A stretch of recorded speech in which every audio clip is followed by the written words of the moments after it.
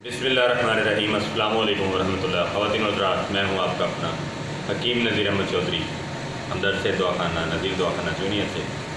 ख़वातीन और हज़रात, जैसा कि आप जानते हैं कि मैदे के बहुत से अमराज होते हैं, तो आज मैं 4 चीज़ें हैं जो कि मैदे के अंदर अगर खुदा न खास्ता अगर आपको हैं तो आप किसी मर्ज़ का शिकायत हैं।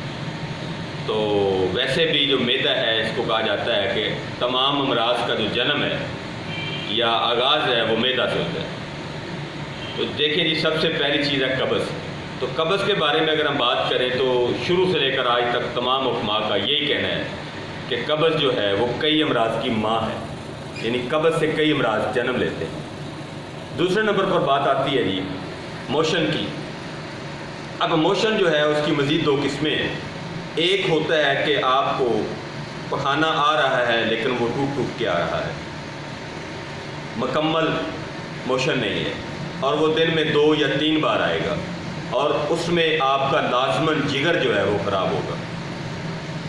तो जो पहली मैंने कब्ज़ बताई है उसमें आपका दिल का मसला लाजमन होगा और साथ में मसल्स का मसला होगा। और इसके बाद अगर मैं मोशन की दूसरी जो टाइप है उसकी बात करूं तो उसमें उसको साबी मोशन भी कहते हैं, और साबी मोशन की आगे फिर मज़ीद 2 किस्में तिब्बे यूनानी ने की हुई हैं, तिब्बे इस्लामी में भी है कि एक तो बलगम के साथ मोशन आता है लेकिन वो उसका जो वक्फ़ा होता है वो ज़्यादा होता है, लेकिन बिल्कुल नरम होता है, पतला होता है, कवाम उसका बिल्कुल बारीक होता है और उसका जो रंग है वो सफ़ेदी माइल होता है। दूसरा जो मोशन है, मोशन की जो दूसरी किस्म है, उसमें जो मोशन है वो बिल्कुल रकीक और पतला होता है और उसकी जो टाइमिंग है वो बहुत ही कम होती है, यानी जो 2 मोशन का दरमियानी जो गैप है वो बहुत ही कम होता है, 15 मिनट 20 मिनट मैक्सिमम 1 घंटा। इसको नवाई लगना भी कह सकते हैं, और इसी का ही नाम जो है वो एलोपैथी ने डायरिया रखा हुआ है, इसको हैज़ा भी कहते हैं। तो ये भी हिसाबी मोशन है। इसके बाद जो मैदे का चौथा मेन मसला है जी वो है गैस का पैदा होना या तबखीर का पैदा होना। तो इस हवाले से आज तक जो तबीब हज़रात हैं जिन्होंने वाकई तबाबत की खिदमत की है, अल्हम्दुलिल्लाह उनके पास बेहतरीन सलूशन है इसका तबखीर मैदा का, लेकिन एलोपैथी बेबस है। एलोपैथी में तबखीर मैदा का कोई इलाज नहीं है। ये मैं दावतन कहता हूँ कि मेप्राजोल से तबखीर मैदा का इलाज नहीं होता, और ना ही रैज़िक से तबखीर मैदा जो है उसका इलाज होता है। उससे सिर्फ़ और सिर्फ ये होता है कि आपका जो स्टूल है वो नरम हो जाता है, लेकिन तबखीर नहीं ख़त्म होती। तो अगर खुदा न खास्ता किसी को तबखीर है तो वो भी बहुत बड़ा एक अहम प्रॉब्लम है। इसको अगर हम तिब्बे इस्लामी और तिब्बे यूनानी की रूह से देखें तो तबखीर रिया को कहते हैं, यानी हवा को कहते हैं। आपके जिस्म के अंदर जो कुल अखलात हैं 4 हैं, एक तो सुदा है, दूसरा सुफरा है, तीसरा रिया है और चौथा बलगम है। और अगर इन सब का रेशो या इनकी जो निस्बत है वो एक जैसी हो, बराबर मकदार में हो, एक तवाज़न में हो, तो फिर बनेगा जी असल खून। तो अल्हम्दुलिल्लाह अगर आपका स्टूल केले की तरह नरम हो और जुड़ा हुआ हो और साथ में आपको ना कब्ज़ हो, यानी 24 घंटों के बाद आपको पखाना आए और वो उसका जो कवाम है वो केले की तरह है, और साथ में आपको कब्ज़ की शिकायत भी नहीं है, गैस भी पैदा नहीं हो रहा, तो अल्लाह का शुक्र अदा करें। शुक्र तो अल्लाह का हर हाल में अदा करना चाहिए, लेकिन तब आपको कोई मर्ज़ नहीं है, आपका सही खून पैदा हो रहा है, आपकी एनर्जी सही बन रही है। तो आज मैं कब्ज़ के हवाले से बात करूँगा। अभी बाकी जो चीज़ें मैंने बताई हैं उनके लिए मेरी बाकी वीडियोज़ को आप लोग देख सकते हैं। तो कब्ज़ जो है बहुत ही लोगों को है, जो यंग एज लोग हैं उनको ज़्यादा होती है, नौजवान लड़कों को ज़्यादा होती है, और फिर जाके तकरीबन 40 साल के बाद की उम्र के जो लोग हैं उनको भी कब्ज़ शदीद होना शुरू हो जाती है, और कुछ बूढ़ों को बहुत ही ज़्यादा शदीद कब्ज़ हो जाती है। ये मर्द को भी हो सकता है और ख़वातीन को भी हो सकता है। अब जो कब्ज़ है इसका इलाज जो है वो सबसे ज़्यादा अहम रोल जो अदा होता है वो ग़िज़ा का होता है।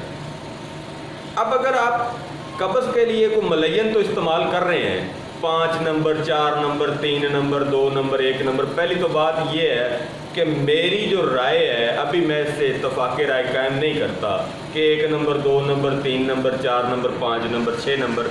बहरहाल ये नंबरों में भी कुछ रिसर्च की मज़ीद ज़रूरत है। और दूसरा, इनके अंदर जो चीज़ें इस्तेमाल हुई हैं उनके अंदर भी कुछ मामलात हैं, तो हुक्मा को उनकी तरफ जो है वो तवज्जो करनी चाहिए। तो कब्ज़ के लिए जो ग़िज़ा है वो बहुत ही अहम रोल अदा करती है।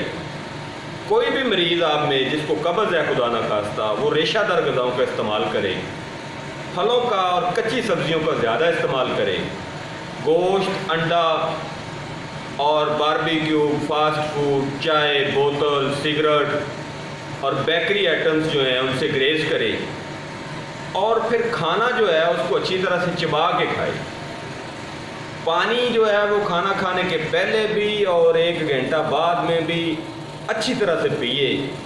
तो साथ में कोई भी मलयन चीज़ जो है, जैसे पुदीना है, जैसे अजवाइन है, जैसे लहसुन है, सूंठ है, फिर काली मिर्च है, फिर ज़ीरा सफ़ेद है, यानी ये वो तमाम चीज़ें हैं जो आपके किचन में मौजूद हैं, जिनके इस्तेमाल करने से, देखिए मैं एक बात यहाँ पे कह देता हूँ कि अल्लाह से दुआ करें, और दवाई के लिए आप अपने घर से सौंफ, ज़ीरा, अजवाइन भी खा लेंगे ना तो इंशाअल्लाह अल्लाह आपको शिफा देगा।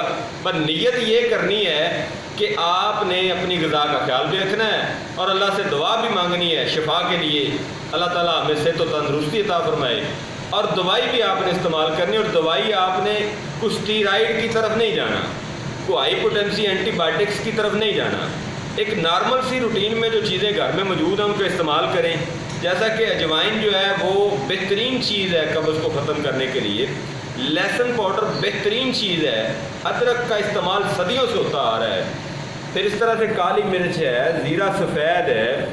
फिर कुछ दोस्तों ने राई को इस्तेमाल किया कब्ज़ को ख़त्म करने के लिए, लेकिन मैं उन लोगों से गुजारिश करूँगा कि राई जो है ये गैस में तो कमी लाती है लेकिन पेट का सत्यानाश कर देती है। मैं यहाँ से सत्यानाश भी नहीं कहता, और हार्ट का बुरा हाल कर देती है। तो लिहाजा राई की बजाय आप बेहतर ये है कि तुमाई को इस्तेमाल करें, यानी तुम्बे को इस्तेमाल करें, और तुम्बे की मकदार जो है वो इंतहाई कम रखें। फिर गर्म पानी का इस्तेमाल करें। तो अगर मेरे दवाखाने की चीज़ें आपको इस हवाले से चाहिए तो मेरे पास एक तो मलयन का कैप्सूल है जी, 2 से 3 कैप्सूल काफ़ी होते हैं, ज़्यादा की कोई ज़रूरत नहीं होती। फिर ग़िज़ा की ज़रूरत होती है, आपने ग़िज़ा को सेट करना होता है। इसके अलावा अक्सीर मैदा कैप्सूल मेरे दवाखाने का जी, हमदर्द से दवाखाना चूनिया का।